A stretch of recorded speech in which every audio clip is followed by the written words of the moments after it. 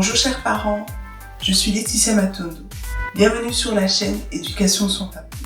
À travers des astuces, des conseils, nous vous aidons dans l'éducation de vos enfants. Lors de la dernière vidéo, nous avons parlé des routines familiales. D'ailleurs, merci pour vos commentaires. Suite à cela, nous avons reçu quelques appels en nous demandant de donner plus de routines familiales. Pour cela, une routine est un ensemble d'actions qu'on pose d'une manière répétitive qui deviennent des habitudes. Au sein d'une famille, il est important d'établir des routines pour l'harmonie afin que chaque membre de la famille se sente épanoui. Voilà quelques routines familiales que nous vous conseillons d'adopter. Je rends grâce à Dieu premièrement pour l'éducation que ma très chère mère nous a donnée. Gérer 2 routines que j'ai retenues, dont elle m'a influencée.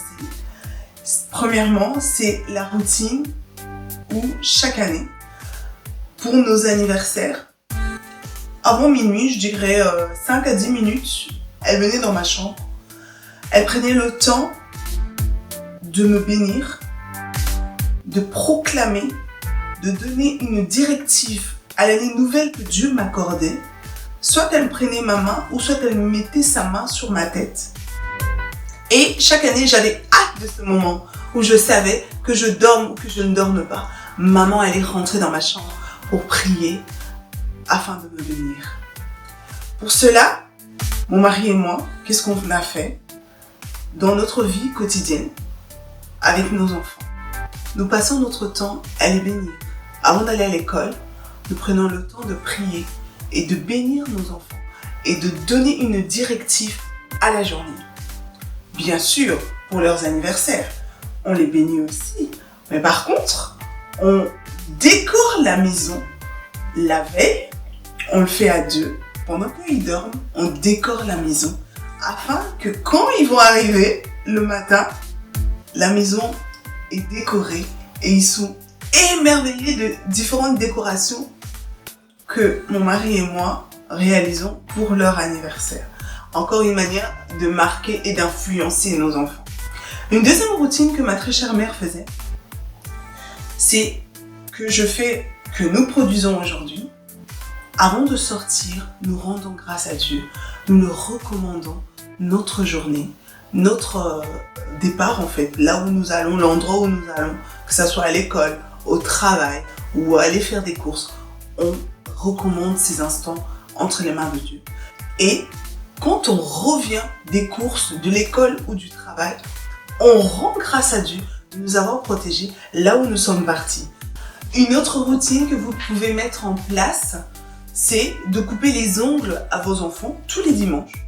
N'oubliez pas de les limer parce que quand on les lime pas, ça a tendance à pousser très vite. Une autre routine, de faire les draps tous les dimanches par exemple, les draps de toute la maison, de tous les lits de la maison, en faisant bien sûr participer les enfants. Une autre routine, si vous avez plusieurs enfants, de prendre le temps de passer des moments de qualité avec chacun d'entre eux. Ça permet aussi aux enfants de se confier librement à l'absence des autres frères et sœurs. Et pendant ce moment où vous êtes occupé à converser avec votre enfant, pratiquez l'écoute active, c'est-à-dire vous l'écoutez avec attention et vraiment vous vous intéressez à ce que votre enfant vous dit. Utilisez des mots constructifs et positifs. Évitez tout ce qui est accusation, critique, afin de permettre à votre enfant de se confier librement et évitez aussi de l'interrompre. Prenez le temps de s'intéresser à lui et aussi de lui parler de votre expérience, vos centres d'intérêt, vos expériences que vous avez vécues à l'école, avec vos frères et sœurs, afin vraiment que votre enfant se sente libre de se confier à vous et de s'exprimer lors de ce moment à tête.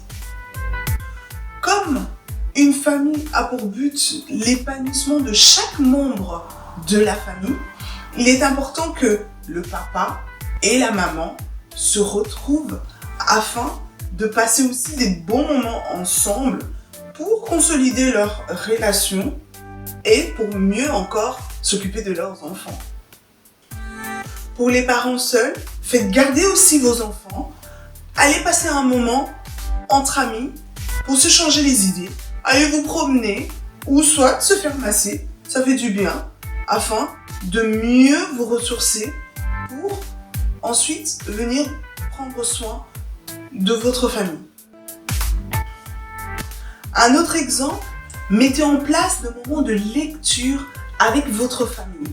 Installez-vous sur le canapé ou sur le tapis avec un livre pendant 30 à 45 minutes et après, chacun donne un résumé du chapitre ou du livre qu'il vient de lire.